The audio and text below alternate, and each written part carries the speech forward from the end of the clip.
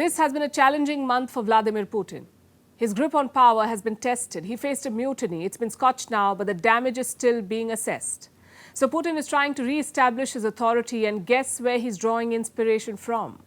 India. В Индии и премьер-министр, большой друг России, господин Моди, он целую концепцию выделил несколько лет назад. Сделано в Индии. Ну и, знаете, эффекты есть. Реальный эффект для индийской экономики ощутимый. Вот не грех повторять то, что изобретено, если и не нами, то нашими друзьями, и хорошо работает. That's right. Vladimir Putin called India a big friend. He hailed the Make in India initiative. And it's not the first time that he's praised India. But in this instance, the timing is significant because A, Prime Minister Modi has just returned from a state visit to the US, and B, Putin has just survived a coup attempt. It posed a threat not so much to his presidency, but his military establishment. It highlighted the differences within, the divide over the war in Ukraine and how they should be fighting it. So Putin is now trying to change the narrative, to seize control and to establish authority. And that statement about India is an attempt to do that. He's sending a signal both to the citizens of Russia and the world beyond. And what's he trying to say? Well, there are two parts to his message. First, the optics, and second, the intent. Putin was speaking at an event yesterday. It's called Strong Ideas for a New Time. Apparently, it's an annual affair. Now, before appearing at this event, he was in a region called Dagestan. He was seen mixing with the locals, taking selfies, even kissing a young girl on the head.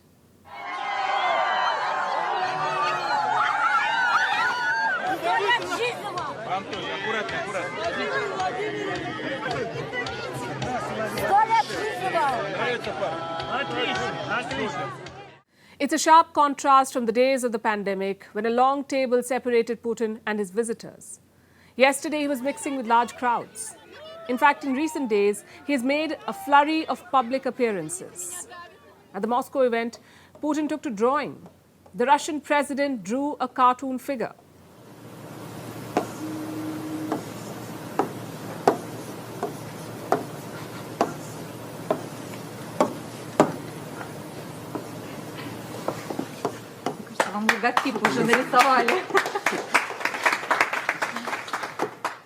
Again, a very rare occurrence. Russian state TV has spread these videos far and wide. And earlier, they used to showcase Putin's tough macho image. Now they're trying to show the world his softer side. The idea is to show that he is a likable leader, that he enjoys mass support. So those were the optics. Now let's tell you about the intent. You see, after the coup, Putin wants to rally the masses behind him, so he's making a new pitch, a new message. And he's taking some inspiration from India. Self-reliance is his new clarion call. Let's in fact revisit Putin's statement about India. Make in India had a visible effect on the Indian economy. That's what he said. It is not a sin to adopt what's been invented by others. He chose his words carefully. He's openly saying that he wants to embrace the Make in India concept because it's effective. Putin says there is no sin in adopting an idea introduced by someone else. And Russia needs such a policy now more than ever. They're under multiple sanctions from the West. So far, they've limited the impact of these sanctions, and Russia's economy is doing better than expected. But how long can they sustain it? Russia's energy revenues have declined, and declined sharply. Last month, they fell by almost 36%. And the result is this. Expenses are high, but revenues are falling. So there's a budget deficit. We're talking about a deficit of $42 billion. And this is in the first 4 months of the year. Moscow has to fix it. Hence the pitch to make in Russia. This is an endorsement of India's policies, also a nod to the India-Russia ties. It shows how much Putin values this relationship, and this is becoming a bit of a trend. World leaders of all descriptions trying to woo India. Last week, it was the US president who was courting India. Joe Biden raised a toast to Prime Minister Narendra Modi. A toast to our partnership, to our people, to the possibilities that lie ahead, to two great friends, two great nations, and two great powers. Cheers. According to Biden, India and the US are great friends. Well, the UK too wants to be friends with India. Look at this tweet from their Prime Minister Rishi Sunak. He shared this last year after meeting with Prime Minister Modi. United by friendship, That's what he said about India. So every country of significance is trying to win India over. That's because it's a major economy, the world's fastest growing, a huge market and talent pool, and a geopolitical heavyweight. So while India refuses to confine itself to alliances or blocs, the world is keen to work with India and learn from it. Some things are unavoidable, like taxes after income, or aging in life, or controversies after defense deals. And trust me, the last one is unavoidable too. There could be multiple concerns, sometimes over quality, sometimes over quantity, and always over cost. The latest drone deal between India and the US is one such case. We've told you about this one. India is all set to buy 31 drones from the United States. They're manufactured by General Atomic. They're called the MQ-9B drones. And what's the price tag? Multiple reports mention $3.5 billion. That's $3.5 billion for 31 drones. Now, we did the math. If you go with this figure of 3.5 billion, it comes to around $112 million per drone, or 900 crore rupees per drone. Is that too high? Well, India's opposition parties say it is. The Congress party claims the government is overpaying, and that too around 4 times more. And such claims have been making the rounds since last week. That's when Prime Minister Modi visited the US. That's also when the deal was announced. Earlier this week, the Defense Ministry issued a clarification. It said the price and other terms are yet to be finalized. In other words, do not jump the gun. Wait for the deal to be actually signed. But yesterday, another report emerged. This one quoted official sources in the Indian government. And what does it say? That India is set to strike a major bargain and the drones could be sold at 27% less than what other countries paid. So you've got 3 different versions. The opposition says we are overpaying. The government says the price is not decided yet. And unnamed sources say we are getting a bargain. So which one is it? Honestly, we'll have to wait this out. Only an official agreement can answer this question. In the meantime, let me tell you something about defense deals. It's not straightforward at all. There are many factors which decide the final price, like what extra features you want. Are you also getting technology transfer? Is there a local production plan? Think of it like your online food order. The sticker price may be $20, but your checkout price could be much higher. Maybe you added an extra sauce. Or maybe there's extra delivery fee because you live far away. All of this contributes to the final price. And defense deals are very similar, except multiplied by millions. Take this MQ-9B drone, which India is buying from the US. Official sources say the deal could be struck for $3 billion. If so, then it's $99 million per drone. Now, the UAE has bought the same drone. They purchased 18 drones for $2.9 billion. Do the math. It's $165 million per drone.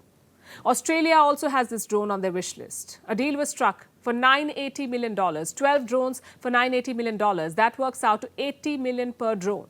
The deal fell through, perhaps because of the rate. Then you have Britain. They bought 16 drones at $69 million per aircraft. Do you see the difference in rates? The UAE paid $165 million, Australia was set to pay $80, Britain paid only $69. And this is how defense deals work. Your final cost depends on your requirements. The UK, for example, did not buy sensors or weapons. They just wanted a small radar. But India's package is more extensive. It includes sensors, weapons, and anti-submarine capabilities. So naturally, it will be more expensive. And this applies to all military equipment. Take the Patriot missiles, for example. They're lethal surface-to-air weapons produced by the US. The average cost of a missile is $4 million. Guess how much Saudi Arabia paid for it? $10 million per missile. The Netherlands also bought the same ones. They paid around $12.5 million per missile. Another example is the S-400 missiles. India bought 5 systems from Russia. We paid around $1 billion per system. Turkey bought the same equipment. They paid $3 billion for 2. So $500 million more per missile system. That's what Ankara paid. My point is, cost differs. If you add sensors or radars or weapons, the product will become more expensive. That's also what happened with the Rafales. On paper, the planes became more expensive, but the package was different too. Could the MQ-9 be a similar case? We say it's best to not jump the gun, wait for the official word, but even then, it's tough to compare rates. These are strategic purchases after all. You can't just list out in newspapers what features you've bought. That's like advertising your strengths to your enemy. The bottom line is this: comparing such purchases is best left to experts, to auditors, to veterans and arms dealers. Because you may think you're comparing apples to apples, but unless you bite into it, you never know.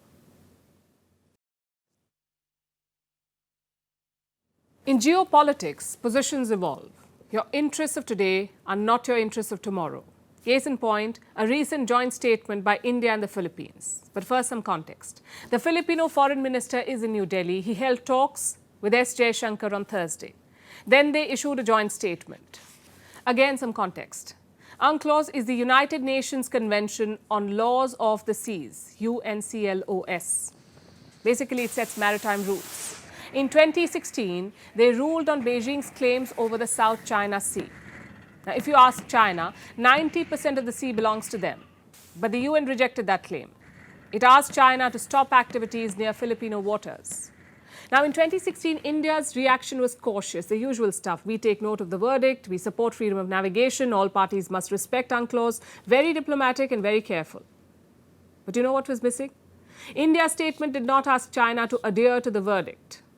Cut to 2023, the language has changed. New Delhi wants China to accept and implement the 2016 decision. There is no ambiguity anymore. So the question is, what has changed? Well, relations with China have nosedived since 2016. Both countries are locked in a border standoff. China is not interested in peaceful coexistence. So what should India do? Reach out to other countries in a similar situation. The ASEAN members fit the bill. 4 of them have maritime disputes with China. Plus, they're interested in Indian weapons. This week, India gifted an active duty warship to Vietnam. Talks are also underway for the BrahMos missile. The Philippines has already bought them. Delivery is expected to start by December. It's a really well-rounded relationship. India and Southeast Asia share cultural and historical ties. They have a similar colonial past. They have a free trade agreement in place, and now they also have a common rival, China. For New Delhi, this is uncharted waters, though. Yes, India has always called for a free and open Indo-Pacific, but South China Sea is the Western Pacific. It is not India's traditional sphere of influence. Though of late, India has been focusing more on this region. In the month of May, the Indian Navy held joint drills with ASEAN states. It was the first such Indian exercise with the bloc. The Navy chief was himself in Singapore to flag it off. Tells you how serious New Delhi is.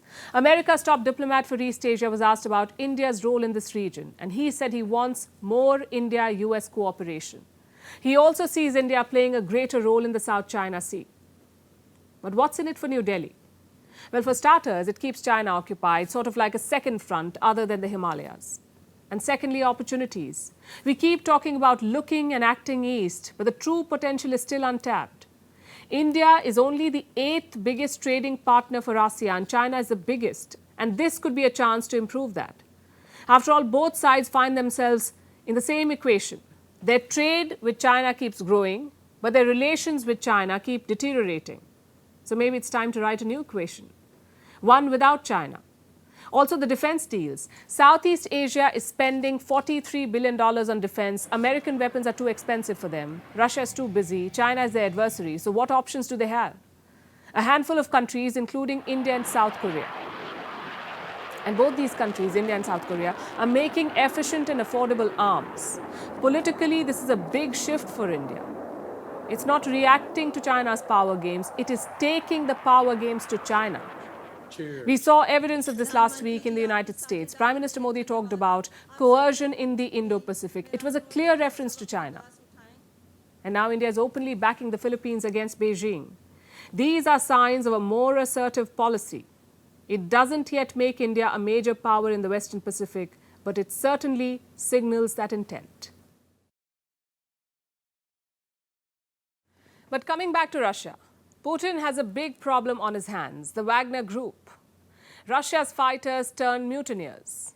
Their chief, Yevgeny Prigozhin, is in Belarus. His loyal fighters are following him, and this is part of the truce deal. Russia allowed Prigozhin to go to Belarus and gave the Wagner mercenaries 3 choices: move to Belarus with Prigozhin, join the Russian armed forces, or just walk away from all of it. Looks like a lot of them have chosen their company over their country. Take a look at this. This is a military base in Belarus, just 90 kilometers away from the capital, Minsk. It was vacant until a few days ago, but now new facilities have come up there. The Wagner Group is setting shop. To do what, you may ask? Well, no one is sure. But here's what we can tell you. They won't fight in Ukraine anymore. Russia says so. Prigozhin has refused to sign a contract with Russia's defense ministry. In fact, this is what may have triggered the mutiny in the first place. A few days before this attempted mutiny, the Ministry of Defense announced that all formations that perform combat missions must sign a contract with the Ministry of Defense. And everyone began to implement this decision, an absolutely correct decision. Everyone except Mr. Prigozhin. Then he was informed that in this case, Wagner will not take part in the special military operation. That is, no financing, no material resources will be allocated. So Russia says Wagner is out of the Ukraine war. Prigozhin too says they won't fight the war anymore, and Ukraine seems to believe it. The head of military intelligence has said, and I'm quoting, "The private military company or PMC Wagner will no longer take part in hostilities on the territory of Ukraine, and this is the most effective unit of the Russian Federation that knew how to achieve success at any cost." So Kiev too believes that Wagner is out of the picture. But their fighters haven't left the front lines yet. The U.S. confirmed that yesterday. What I would tell you is right now, we continue to see some elements of the Wagner Group in Russian-occupied territory in Ukraine. Ukraine says the Wagner forces are still there but not fighting. They may be preparing to join Prigozhin or the Russian army. Either way, they're out of the war. Now remember, Ukraine says Wagner fighters were the most effective. They were instrumental in Russia's capture of the city of Bakhmut recently. And if you take a closer look, it does make sense. Wagner troops have been operating in foreign lands for years. They are veterans of conflicts in Syria, Libya, and a host of African nations. They're battle-hardened, unlike the conscripts that Russia drafted. So their loss will be felt unless a new group takes their place. And that group might be the Chechen Akhmat Special Forces. Now first, a quick primer. Chechnya is a Russian territory in the Caucasian region. It is nominally under Russia, but mostly run as a private fiefdom by this man, Ramzan Kadyrov. He's a warlord with his own private army, much like Prigozhin with Wagner. Now, Kadyrov enjoys Putin's patronage, just like the Wagner chief once did. And when Prigozhin marched on Moscow, Kadyrov took action. He sent his Akhmat brigade to Rostov and Moscow. He also vehemently denounced the Wagner chief. Earlier this week, he held a meeting with Vladimir Putin. He posted this selfie to show that he's still in the president's good books. So was this meeting about taking over the Wagner Group's responsibilities? Honestly, it's too soon to say, but there may be an issue here. You see, the Wagner Group was feared for its effectiveness. But the Chechen fighters do not enjoy that reputation. In fact, they're called the TikTok Brigade. They post music videos on TikTok. They have a reputation for being all talk and no work. And not without reason. When the war began last year, these TikTok fighters were on the front lines. They marched towards Kiev in the initial assault, but they reportedly suffered heavy casualties. So their commander, Ramzan Kadyrov, decided to pull them out. And the Akhmat Brigade has been on the sidelines since. Even during the Wagner mutiny, they weren't really useful. Yes, they entered Rostov, but they apparently did not fire a single bullet at the Wagner troops. And they reached Moscow only after the mutiny was aborted. You know what they did then? They released a video claiming that they were on their way to fight. But the Wagner troops had already withdrawn by then. And stunts like these make the Akhmat battalion look like a non-serious force. But they do have one thing in common with the Wagner troops: a reputation for brutality. So far, they've shown it only in Chechnya. They've carried out vicious crackdowns on Kadyrov's opponents. But on the front lines, you need more than brutality.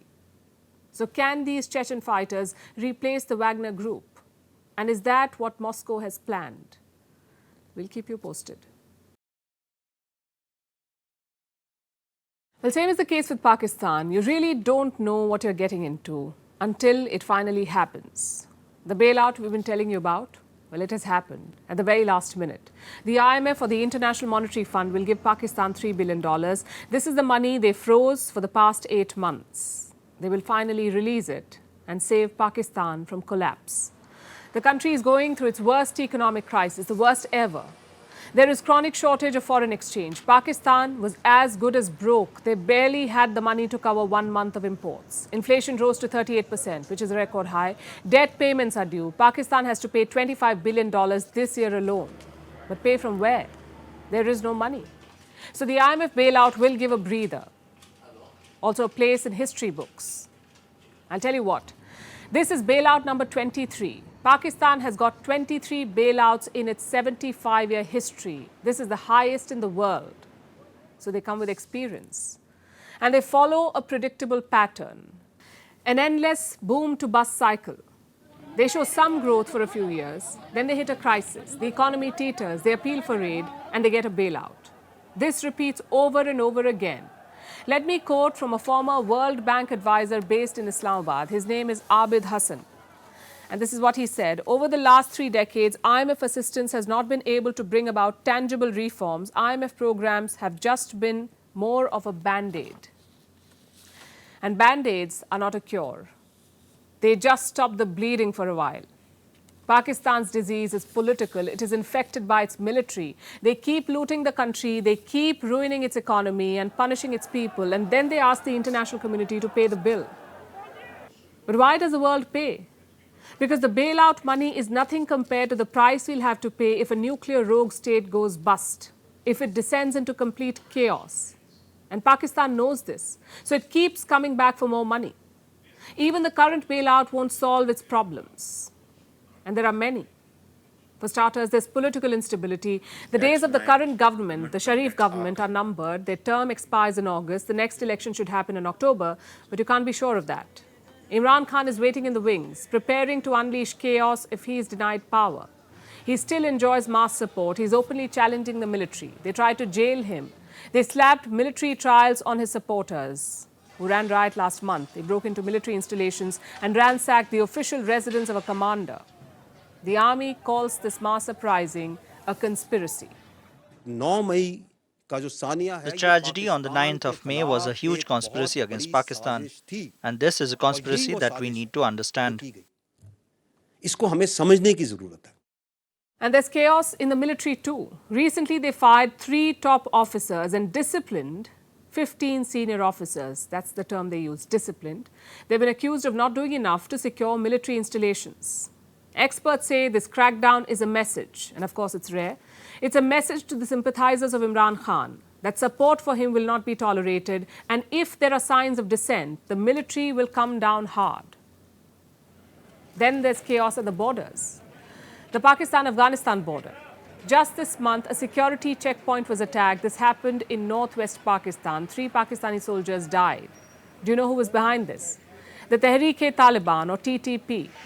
They have intensified attacks on the Pakistani army. At the border, the Taliban regime has given shelter to the TTP, the Taliban regime in Afghanistan. They're sheltering these people.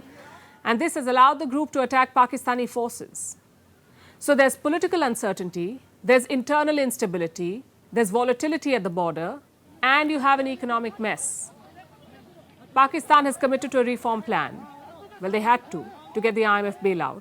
But will they walk the talk? Will they implement these reforms? The record is not inspiring. They may have got a bailout, but that is no guarantee to the end of pain.